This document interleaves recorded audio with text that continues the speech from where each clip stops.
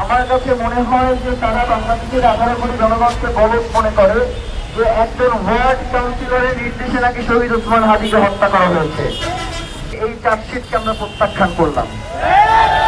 তাকে গুলি করা হয়েছে ডিসেম্বরের 12 তারিখে এবং তিনি শাহাদাত বরণ করেছেন 18 তারিখ। এখন পর্যন্ত সরকারের পক্ষ থেকে এমন কোন সুস্পষ্ট আশ্বাস বিচারের জন্য দেয়া হয়েছে কিনা যার জন্য আমরা এই রাজপথ ছেড়ে যেতে পারি, আপনারা কি কেউ জানেন? এক্সট্রিম মশার কয়েল প্ল্যান্ট ফাইবার দিয়ে তৈরি, তাই সহজে ভাঙে না, সুগন্ধিযুক্ত ও নিরবিচ্ছিন্নভাবে জ্বলে। ডেঙ্গু, চিকুনগুনিয়া বাহি সহ যে কোনো মশার বিরুদ্ধে দেয় এক্সট্রিম সুরক্ষা। একটু আগে আমরা দেখলাম যে এই সরকার সম্ভবত বা হতে সরকারের যারা কুশীলব আছে, আমার কাছে মনে হয় যে তারা বাংলাদেশের 18 কোটি জনগণকে বলদ মনে করে যে একজন ওয়ার্ড কাউন্সিলরের নির্দেশে নাকি শহীদ ওসমান হাদিকে হত্যা করা হয়েছে। বাংলাদেশের মানুষ যদি জুলাই না ঘটাইতো হয়তো আমাদেরকে আরো অনেকভাবেই বোকা বানানো হইত।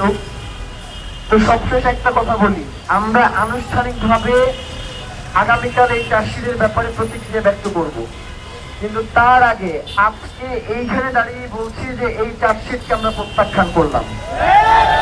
এই চার্জশিটের প্রতিক্রিয়ায় আমরা কি বলবো সেটা আগামীকালকে আপনাদেরকে জানাবো। আজকে সরকারের পক্ষ থেকে যে চার্জশিট দেওয়া হয়েছে সেটা আমরা প্রত্যাখ্যান করলাম।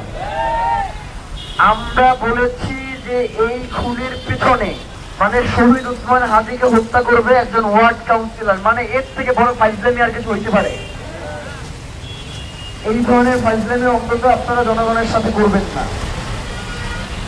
আমরা এখন পর্যন্ত ইনকিলাব মঞ্চ এবং বাংলাদেশের জনগণ শহীদ ওসমান হাদির হত্যার বিচারের জন্য শান্তিপূর্ণভাবে আন্দোলন করেছি। আগামীকাল আমরা ঠিক করব যে এই সরকারকে শান্তিপূর্ণ আন্দোলনের মাধ্যমে দাবি আদায় করাইতে পারবো নাকি আমরা চূড়ান্ত আন্দোলনে যাব।